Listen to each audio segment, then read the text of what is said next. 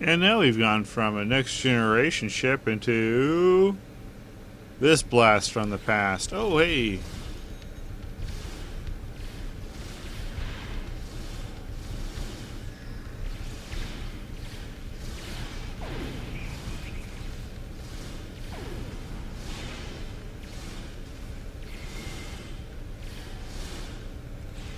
Shooting TOS Klingons.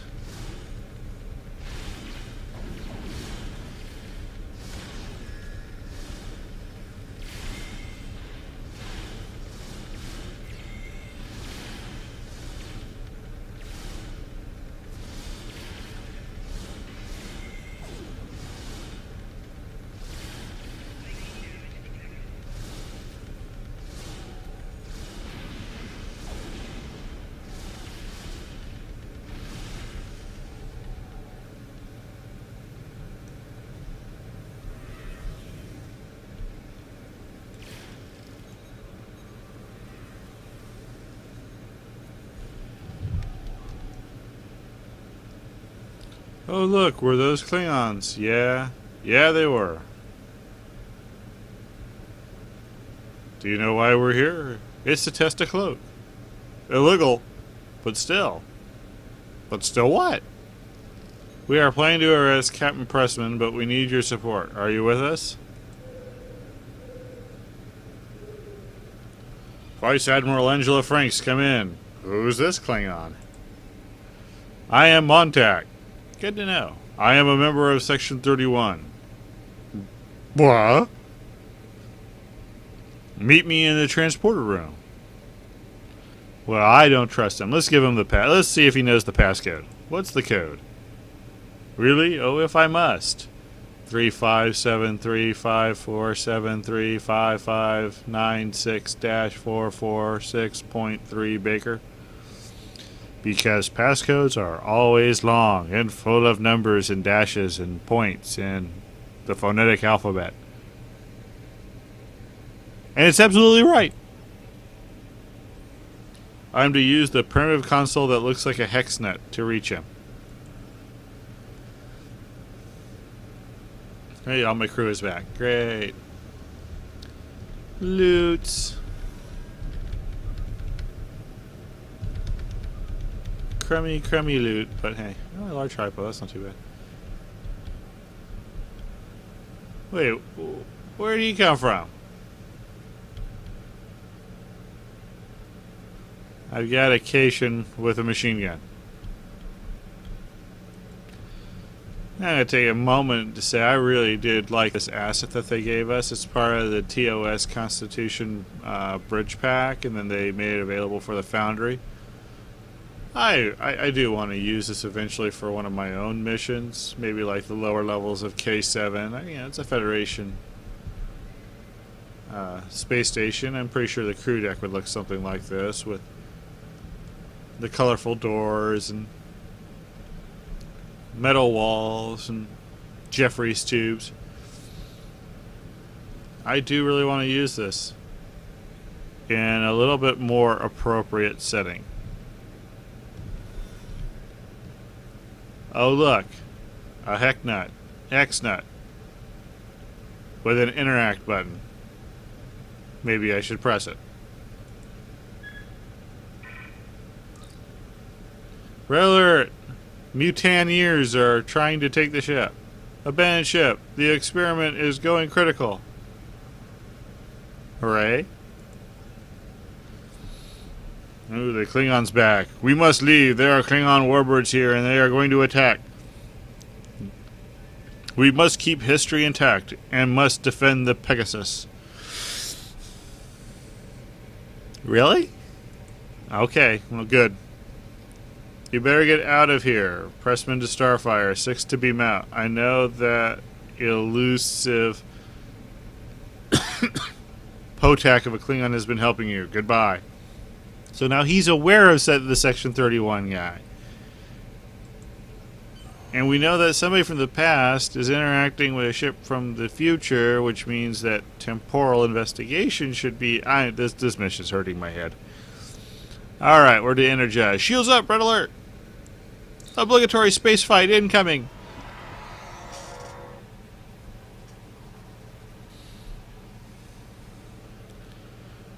Defense posture. Squad 1. Well, it's highlighted in red. Let's go beat it up.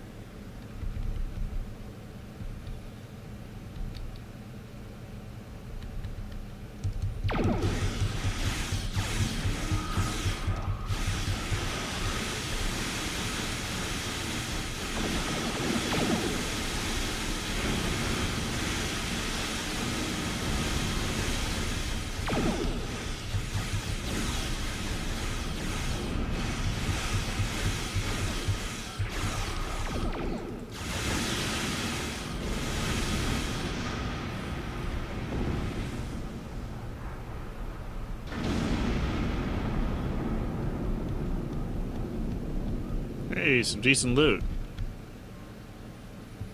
Trash loot.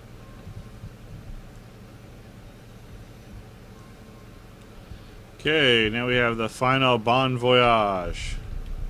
Charlie Brown, and don't come back.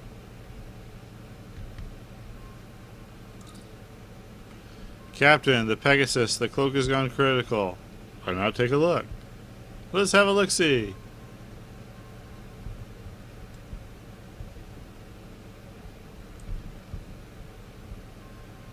Nothing's happened to it. So many brave souls perish. I suggest we exit via the nav beacon. And to continue. Continue's not too good either.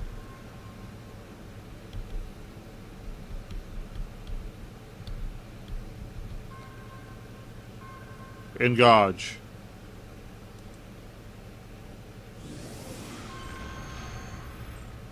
Go to next map.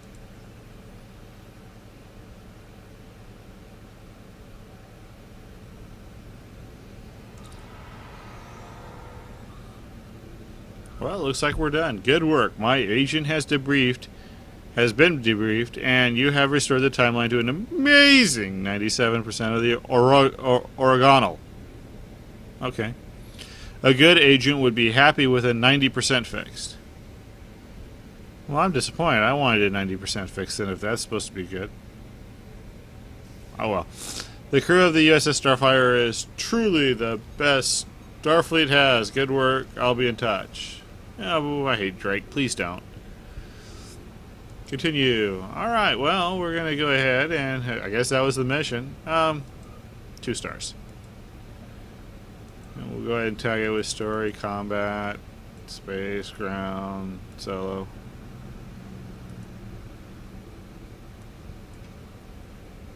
I'm not going to type in a review. As I said, I was going to explain something earlier. Basically, I did not set up my recording system, so this guy got lucky. He got a double rating for me. I went ahead and did this on an account that I used to test other things. Let's go ahead and back over the missions, browse all, and find it again. I will put up my original. There it is.